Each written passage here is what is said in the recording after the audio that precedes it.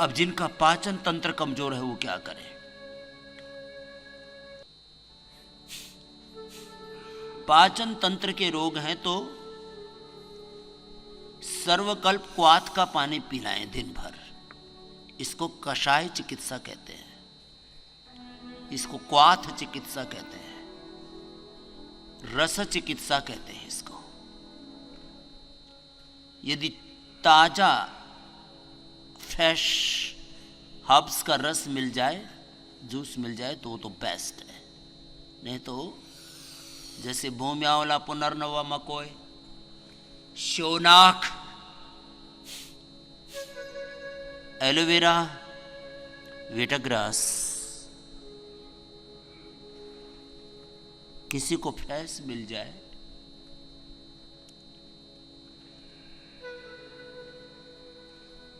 अति भला, तो इससे बेस्ट तो कुछ नहीं। एक आसन को ऐसे 5 से 10 मिनट लगातार करना है।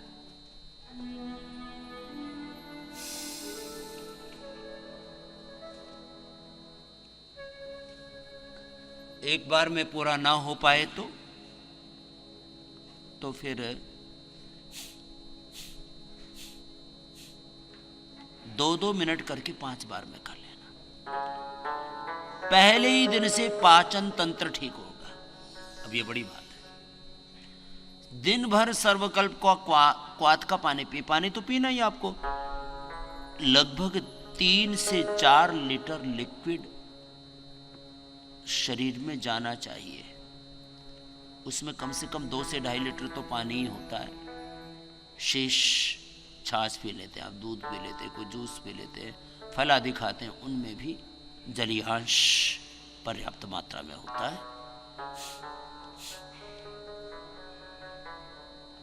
पानी तो पीना ही है, तो सर्वकल्प का पानी पीने। अब सर्वकल्प का पानी पीने से अपचन, piles, fissure, fistula, fatty liver, liver cirrhosis, एक साथ आमाशय, पित्ताशय, आंत्र, प्लीहा, यकृत, stomach, gallbladder, liver, spleen, intestine, small intestine, छोटी और बड़ी दोनों ही।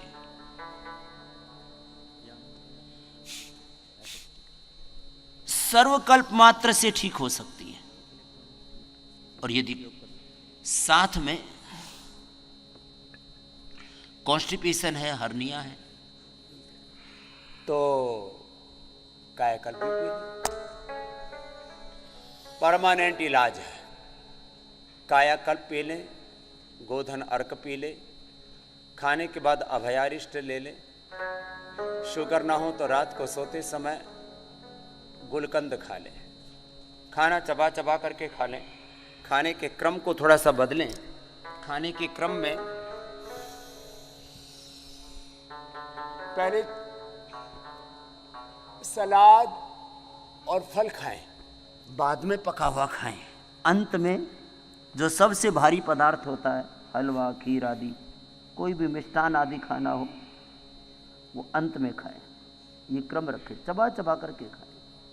99% लोग जल्दी जल्दी खाते हैं, पूरा चबाते नहीं हैं।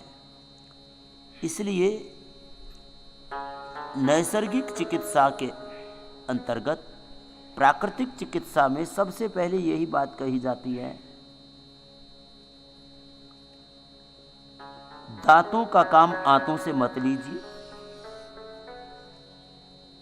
आहार, विचार, वाणी, व्यवहार, स्वभाव में, संबंधों में, आचरण में दिव्यता लाइए।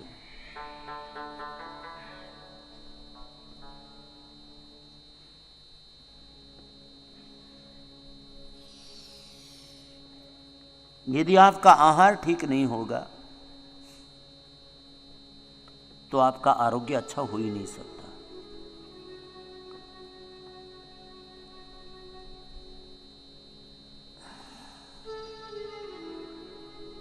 शरीर के दो ही मुख्य घटक हैं, खान पान। क्या खाते पीते हैं?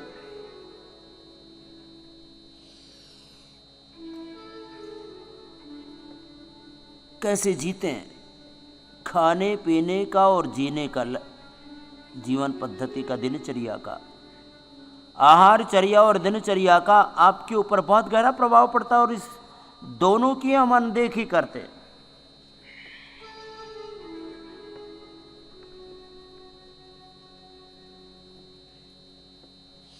बॉडी में 70% लिक्विड है और 30% सॉलिड है।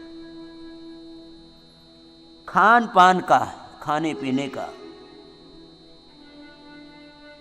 आपके ऊपर सबसे ज्यादा असर पड़ता है। अब इसको यदि दूसरी तरह से कहा जाए तो खाने का असर पड़ेगा 30% आपके व्यक्तित्व पर और पीने का असर पड़ेगा आपके 70% व्यक्तित्व पर, क्योंकि वो उसी से बना है। इसलिए हम यहाँ जल चिकित्सा, मेडिकेटेड वाटर को बड़ा महत्व देते हैं। मैं कह रहा था 70% आपके ऊपर असर पड़ता पीने का। तो क्या पिए? उदर रोगी, सर्वकल्प, कायाकल्प और हर्निया हो गया है तो इसमें थोड़ा अनार, अमरूद, अतिबला, इनके पत्ते और डाल लें। एलोवेरा, सर्वकल्प, कायाकल्प, अनार, अमरूद के पत्ते, अतिबला के पत्ते, किसी को मिल जाए तो छोटी या बड़ी दूधी,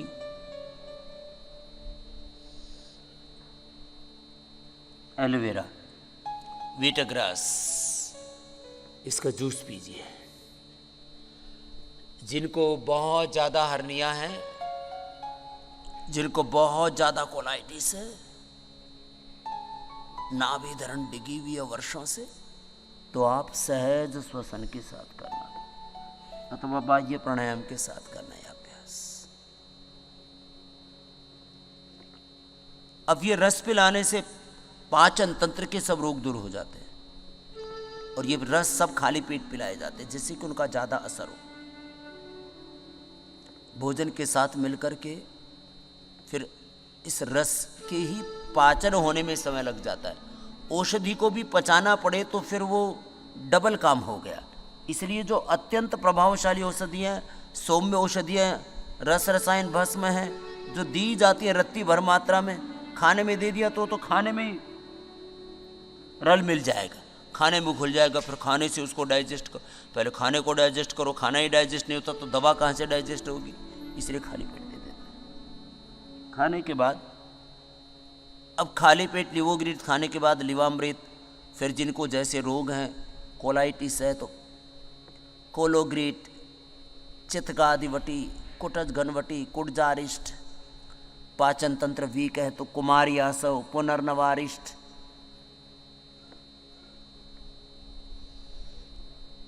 कब्ज है तो अभयारिष्ट, और किसी को कभी कब्ज कभी दस्त, कभी कब्ज कभी दस्त, कभी कॉन्स्टिपेशन कभी कोलाइटिस, दोनों ही चलते हैं। तो 4 चम्मच अभयारिष्ट और 4 चम्मच कुटजारिष्ट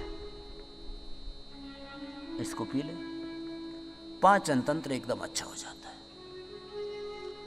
अब देखिए पाचन तंत्र के रोग कितने हैं, इन सब के बारे में बताने में ही मुझे बहुत वक्त लग जाएगा। संक्षेप में बता रहा हूँ, सार रूप में तो भी आधा घंटा लगेगा, इतना बड़ा तंत्र है ये पाचन तंत्र।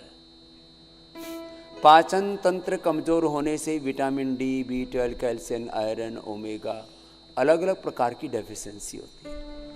पाचन तंत्र कमजोर होने से ही मेटाबॉलिज्म कमजोर होता है और मेटाबॉलिज्म के कमजोर होने से ही मोटापा, डायबिटीज, बीपी, शुगर, थायराइड और तमाम तरह के स्किन प्रॉब्लम्स होते हैं।